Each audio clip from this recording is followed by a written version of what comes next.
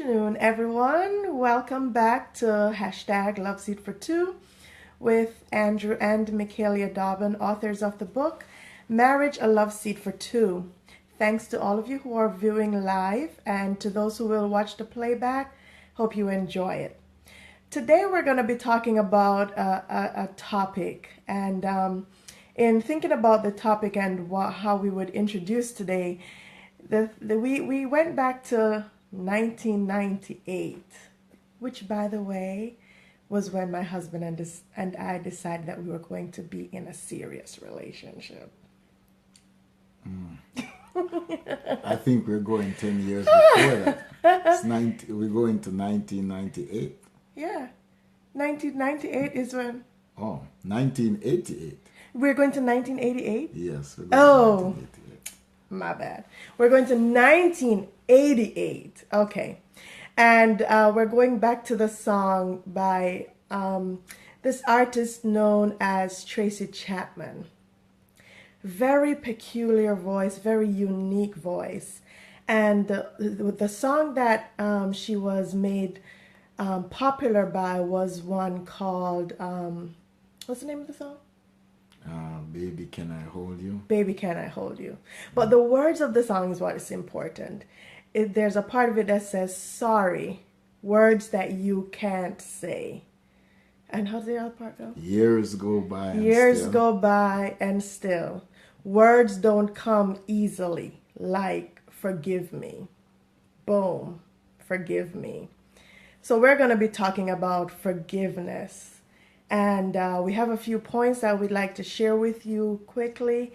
And feel free to jot your questions down in the comments, and we'll try to get to as many of them as possible. If not live, definitely we'll comment afterwards. So thanks again for joining us, and I'll turn it over now to Andrew. Hi, everyone. Today we're talking about the topic of forgiveness. It is very relevant in every relationship because as individuals, we will from time to time get hurt, and we will sometimes hurt others. And therefore, if you're in a relationship that's going somewhere, forgiveness is going to be something that comes up from time to time in that relationship. Failure to forgive will mean a failure for your relationship to be healthy. And so the first thing I'd like to bring to our minds today is that forgiveness does not occur by osmosis. It doesn't happen with the passage of time all by itself, but it actually happens when one makes a decision to forgive. So forgiveness is a choice. Now, it may very well be a hard and difficult choice, but it is really a choice and a necessary one if you're ever going to enjoy your marriage or your relationship in a meaningful way. So need for us to consider the fact that first, forgiveness is not a feeling, it's not something that happens on its own, but it's something that one deliberately does. Yes. And it's a decision, a choice that you make to really release the other person from whatever wrong that they have done. Now, forgiveness doesn't necessarily mean forgetting, but what it does mean is that I will not dwell on the hurt anymore.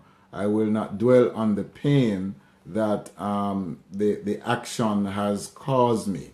So we need to be very clear that, forgiveness, I'm sure you've heard the term forgive and forget.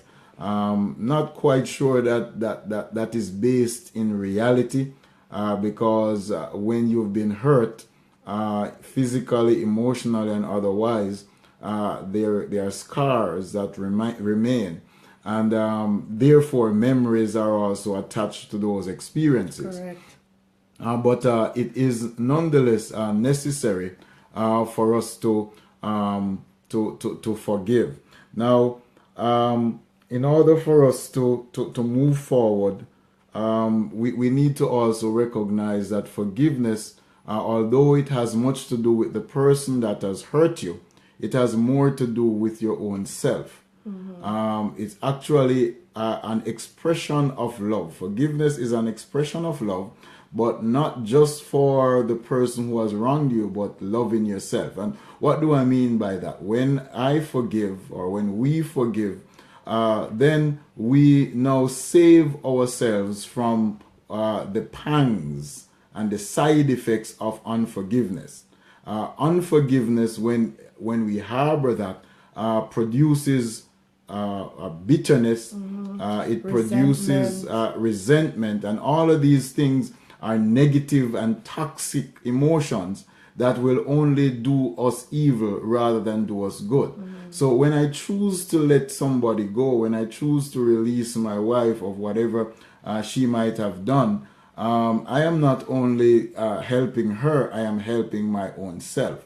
One of the things that we're finding these days is that many illnesses and many diseases are stress related. And I can tell you today that unforgiveness is one of those producers of stress, that will cause your health to be negatively impacted.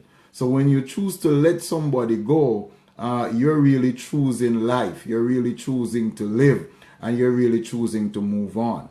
The other thing that I notice about forgiveness is that it allows you to, yes, go on. It allows you not to get stuck in the moment, or get stuck in the hurt, or get stuck in the experience. Oftentimes we are hurt by somebody who may not even be aware that they hurt us. Right. And so they continue living their life, they continue doing their thing while you are stuck with the hurt. And being stuck with the hurt, you cannot go on and move on with your life while you're stuck.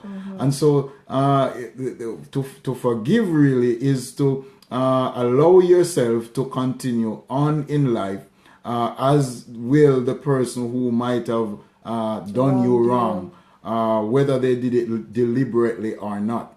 And one of the things that I'm realizing now with forgiveness, contrary to how we probably were brought up, is that forgiveness is not dependent on the other person even repenting.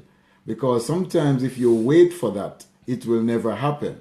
If you wait for somebody to repent about something that they are unaware that they've done, then you'll find that you will be harboring that thing for a long, long while, and your life get worse and worse, and theirs get better and better. So it is really, really critical that we learn how to let go. And in the next session, we will talk about what does that look like? What does it mean? What's the process of forgiveness? And I said process because it's not an event. It is indeed a process. It is indeed going through several steps. It's not just a proclamation from my mouth, but also my emotions will have to line up with that proclamation over time. And it does take time sometimes, depending on the degree of the hurt. All right. So I need us to recognize that forgiveness is choosing to let go so I can go on with my own life. Unforgiveness is one of those things that voids our prayers. And those of us who are Christians, you know that unforgiveness will hinder your prayer. In fact, the Lord Jesus says in the prayer, the Lord's Prayer, forgive them who trespass against us, so that we can be forgiven. Right, so that we can be also forgiven. Forgive us as we forgive those who trespass against us. And I have a personal testimony that I can share in our next video about that, and how my decision to forgive really had a huge impact on my life at a very crucial time in my life. So I'll definitely share a little bit about that next week when we come on live. Yes, but we really need to recognize how much of our lives are impacted if we choose to live with unforgiveness. How much the quality of our lives go down when we choose to live with the stressor called unforgiveness. I don't want to end up being sick because of what somebody did to me, and that somebody moves on with their life as normal, and I am stuck with all kinds of health issues that began simply because I refuse to forgive. And let me tell you, it is your right. I tell you, it is your right to hang on to that thing if you have been wronged. But though it is your right, it doesn't necessarily mean that it is healthy. All right. So if I'm going to love myself, then I'm going to love myself enough not to harbor unforgiveness, not to harbor bitterness, and end up being stressed out and being sick as a result. All right. So I need for us to recognize that even our prayers, our relationship. So now unforgiveness not only affect our relationship with each other, it not only impacts our health negatively, but it also impacts our relationship with God. He says, the prayer says, forgive me as I forgive those who trespass against me. So my refusal to forgive others will now shut down God's ability to forgive me. Isn't that something? My refusal to forgive others now impedes, now stands in the way of God forgiving me. So even though he wants to, he cannot, because I have not done my part of the bargain. So we need to recognize that unforgiveness is something that only hurts us, only deplete what we currently have. And so if our relationship is going to move forward, then we have to learn how to forgive. Of course, it helps when somebody say, I'm sorry. Yes. And that's the song we started out with, sorry, or forgive me. So all of these expressions are helpful. But if they don't come, if they don't happen, we owe it to ourselves to protect ourselves. Right. And one of the ways to do that is to let go of whatever hurt that we may have incurred. So just want to leave that with you today. I hope it will stimulate some thought. I know it may take some of us to places that we may not necessarily want to go. But one of the things that I've learned is that if you're ever going to conquer your giant, you will have to confront the giant. And so whatever issue it is that's in your life, whatever hurt, if you're ever going to get over your hurt, you will have to face that hurt and deal with it.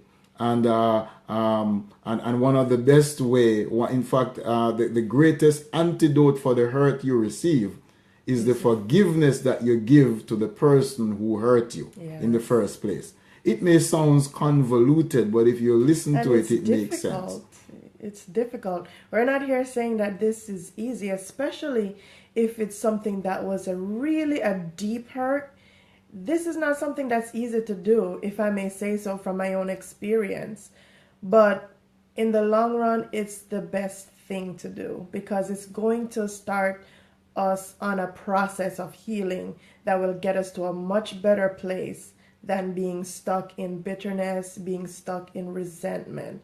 So not easy to do, but not impossible to do either. All right. And so one of the things that makes it easier is to look at the opposite of forgiveness, the effects of the opposite of forgiveness, the effects of unforgiveness. One speaker puts it this way: unforgiveness is like taking poison and expecting the person who hurt me to die. Right. I want you to look, just think about that graphic. Unforgiveness is like taking poison and expecting the person that hurt me to die. Let's not die with unforgiveness, but let's do what we must to let go. All right? Thank you very much for tuning in. And as usual, we want you to check out our website, www.loveseatfor2.com. If you haven't gotten the book, Marriage, A Love Seat for Two, you want to get your copy. And if you have any situation that you think we can be of help, whether it's a marital or relational, however we can be of help, just let us know. If you feel that what we provide here would be of help to your church or your ministry, please tell your pastor about it, those who are in charge of your marriage ministry, and let us get something done. All right. God bless you, and remember to forgive today. See you next time. See you in the next one.